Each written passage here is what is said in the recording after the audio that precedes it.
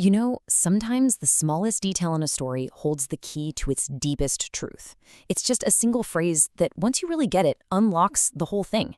Today, we're going to dive into one of those phrases, a powerful little intensifier that actually reveals the direction of the human heart. And it all kicks off with a moment where time itself seems to just stop. An entire procession, right? A huge crowd buzzing with excitement, and it just comes to a dead stop. So what could possibly be powerful enough to stop Jesus in his tracks? Well, to find out, we have to go to the ancient city of Jericho. Okay, so let's set the scene. Jesus is leaving Jericho, and he's got this massive, noisy crowd all around him. And there, on the side of the road, is a blind beggar named Bartimaeus. Now, he can't see what's happening, but he can hear it. And for him, hearing is everything. He hears that Jesus of Nazareth is passing by, and he just knows this is his one shot. And this isn't just a random shout, It's packed with meaning. By calling him Son of David, Bartimaeus is basically saying, "You're the one. You're the Messiah, the King." His faith starts with what he hears, and it immediately explodes into this desperate cry for mercy. But the crowd, they are not having it. They start telling him to shut up, to stop making a scene. But here's the thing, and this is what's so incredible. How does he respond? That rebuke doesn't quiet him down. It doesn't shake his faith one bit. No, it actually becomes the fuel for his fire. He shouts again, only this time the Bible says, "all the more." So that phrase right there, "all the more," that's what we need to zoom in on. What does it actually mean? Well, to really feel the power of this moment, we've got to pull back the curtain and look at the original Greek. And trust me, it's way more intense than it sounds in English. The Greek phrase is polo malone. Now, this isn't him just calmly trying again. This is what's called an idiomatic intensifier. It means he cried out much more, far more forcefully. It's a deliberate escalation right in the face of opposition. And get this, the verb for his cry is krazo. This is not polite speech. This is a word used for screaming, for shrieking, even for demonic cries in other parts of the Bible. So this was a raw, primal, gut-wrenching shout from the absolute depths of his being. He wasn't worried about looking dignified. He was desperate for mercy. Okay, now here is where this whole thing gets even more fascinating. That exact phrase, polo malon, it doesn't just show up here with Bartimaeus. It's actually a favorite of the Apostle Paul, but he uses it to describe the very nature of God's grace. Let's see how this incredible idea builds. In the book of Romans, you see Paul using polo malon again and again to make this how much more argument. He'll say, look, if this good thing is true, then how much more is this even greater thing true?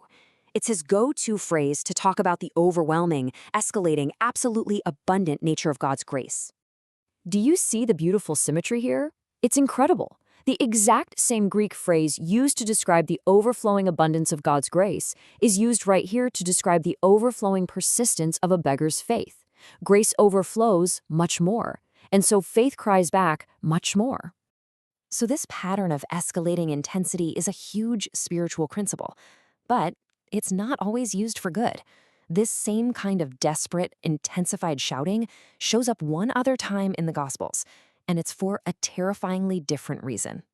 All right, let's change the scene. We're not on a dusty road in Jericho anymore. Now we're outside Jerusalem, standing before the Roman governor, Pontius Pilate. There's another crowd surrounding Jesus, and believe me, they are also shouting. Pilate, who can't find anything wrong with Jesus, asks them, why? What evil has he done? He's giving them a chance to back down, to reconsider. But instead of softening, they harden. The text says they cried out the more exceedingly, "Crucify him." Now, in the Greek, the word here is perissos, and while it's a different word from polomalon, it functions in the exact same way. It's an intensifier. It means they shouted more abundantly, beyond measure. When they were questioned, they just escalated their rebellion. And here's the chilling connection. The verb used for their cry is the very same one used for Bartimaeus, krazo, to scream, to shriek, the same raw, guttural, public shouting. It's the same escalating intensity, but it's aimed at a completely opposite goal. So what we have are two crowds, two cries, and the same escalating intensity. And when you put them side by side, the contrast just reveals this profound truth about the human heart and how it responds to Jesus. Just look at this breakdown. Bartimaeus cries for mercy, and it comes from a place of humility. When the crowd rebukes him, he intensifies his faith, and that leads to his healing. Then you have the other crowd. They cry for crucifixion out of rebellion. When Pilate questions them, they intensify their rejection, and they demand a sacrifice. And this right here, this is the main point of our whole explainer. Escalation reveals direction. When pressure is applied, the heart doesn't just sit there. It intensifies toward what it truly desires. Bartimaeus was challenged, and his heart escalated toward surrender. The crucifixion crowd was challenged, and their hearts escalated toward defiance. So why does all this matter? Why does this ancient detail about language and story matter for you and me right now? Because this whole principle of escalation, this dynamic of the heart, it's absolutely timeless. It's something every single one of us has to face.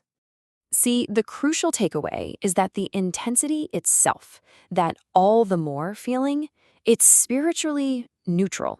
It's just an amplifier. It doesn't create a desire, it just magnifies the one that's already there. It shows what your heart truly loves most, whether that's mercy or control, humility or pride. So the question this whole story leaves us with is a really personal one. When life puts the pressure on, when you face resistance or doubt, or conviction or discouragement, which way does your heart escalate? Does it intensify in surrender, crying out all the more for mercy? Or does it intensify in resistance, shouting all the more to defend your own way? The story began with a man whose desperate, intensified faith was powerful enough to stop Jesus in his tracks. And the incredible, hopeful promise tucked away in this whole narrative is that this isn't just some ancient story. When a heart, facing down resistance, chooses to cry out for mercy, all the more, Jesus still stands still.